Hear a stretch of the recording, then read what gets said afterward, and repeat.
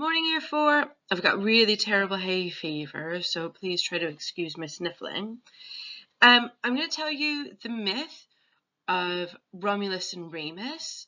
Now, there's lots of retellings of this myth, and they might sound slightly different or look slightly different. They're all perfectly acceptable because I'm sure you remember from doing myths with Mr. Marley, Greek myths, when you were in Year 3, myths aren't real. So some of the aspects of them might be real. So some of the names of kings or queens might be real. Names of places might be real, but the actual things. So remember when you were in Year 3, you learned Greek myths, and you might have learned, for example, that the Greek gods lived on Mount Olympus. Now, Mount Olympus is a place that's real. The ancient Greeks and the things that they did are real, but on the top of Mount Olympus, people have climbed to the top of it, and there aren't gods sitting in a palace.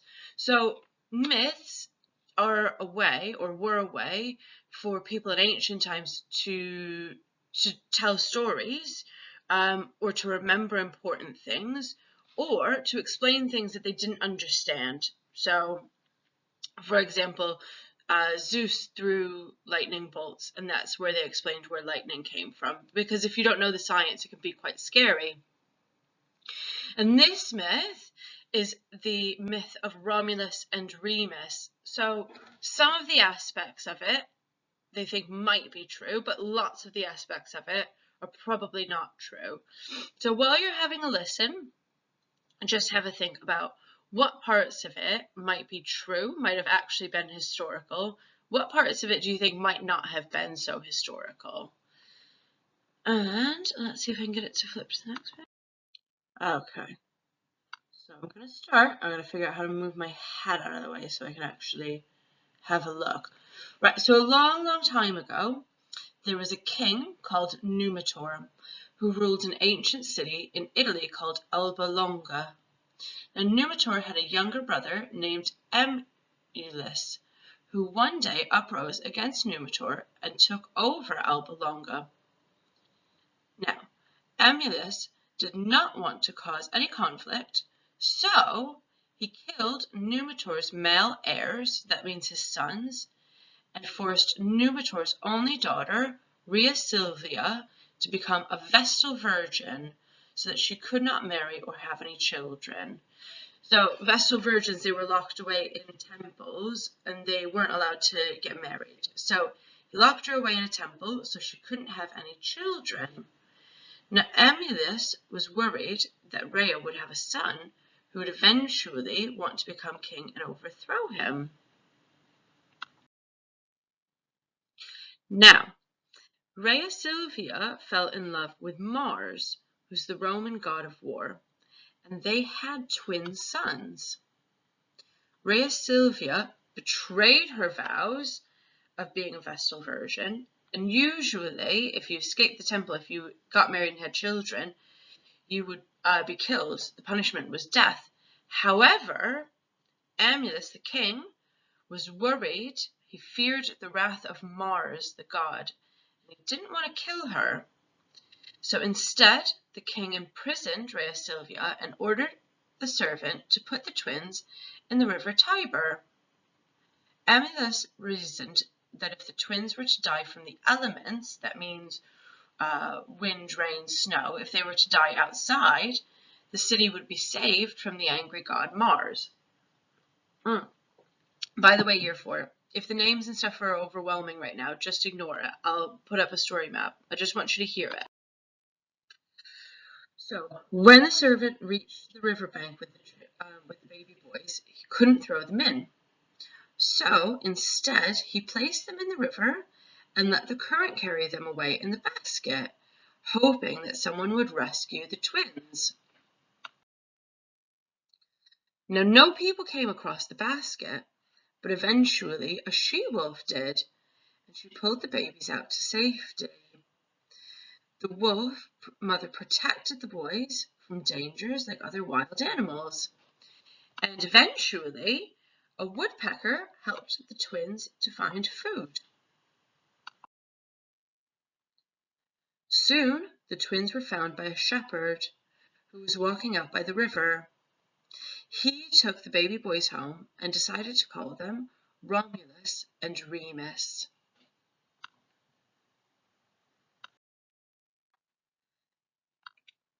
The shepherd and his wife brought up the twins like their own children.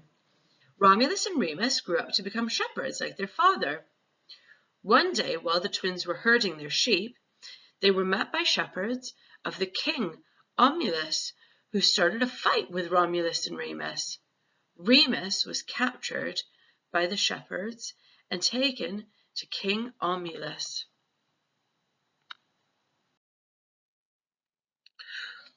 Romulus gathered a group of shepherds and set out to rescue his brother Remus. They believed that Rhea Silvia's children were dead, and so they didn't recognize Romulus and Remus. Romulus managed to free his brother and in the process killed King Romulus. When the city learned who the boys were, they offered them the crown as joint kings, so they would be kings together.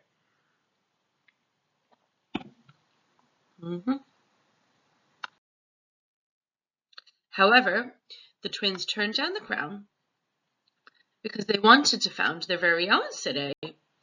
They left their hometown in search of a perfect place to build it. Eventually, they came to the place where Rome is located today. They liked the area, except that they both wanted to build the city on a different hill. Romulus wanted his city to be on top of Palatine Hill, while Remus preferred Aventine Hill. They agreed to wait for a sign from the gods to determine which hill would be best to build their city on. Remus saw a sign of 6 vultures first, while Romulus claimed that he saw 12. Each claimed that they'd won. Romulus ignored his brother and went up to build a wall around Palatine Hill. However, Remus became jealous and began to make fun of his brother. They ended up getting into a fight. Romulus killed Remus during the fight, and he was now to be the founder of his own city. He decided that he was going to return to Palatine Hill and build a wall and continued to build up his city. He officially named the city Rome after himself, and the city was founded on April 21st, 753 BC. Then he started to organize the city. He divided his army into legions of 3,300 men. He called his 100 most noble men the patricians, and the elders of Rome the Senate. No, the elders of the Roman Senate. That makes more sense. The city grew and prospered into one of the most powerful cities in the world, and would be for the next 1,000 years.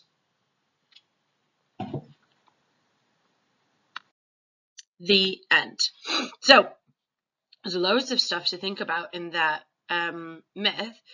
The first thing is, from any of your RE lessons, do you see any similarities to a story in the Jewish, Christian, and Muslim tradition about a child being put in a basket down a river? The second interesting thing about that is, do you notice, especially if you really enjoy Harry Potter, do you notice any similarities between some of the names in those two, in the story of Harry Potter and in the myth of Romulus and Remus? And why do you think that they might have named, why do you think they might have similarly named characters? And the last thing is, some of the information is really specific, especially towards the end when the city of Rome is founded. So which bits do you think are real, and which bits do you think might be mythological, things that didn't really happen? I hope that that story made sense to you. I'm going to put a really simple version of it. I'm going to put a story mountain up tomorrow so you can have a look at the bare bones version of the story. And there's loads and loads of other videos by much more capable people on YouTube with much more interesting pictures as well. So have a look. All I want you to do is get familiar with the myth of Romulus and Remus this week, and then I will give you a task to do on Wednesday afternoon that'll be due on Friday. Bye, year 4.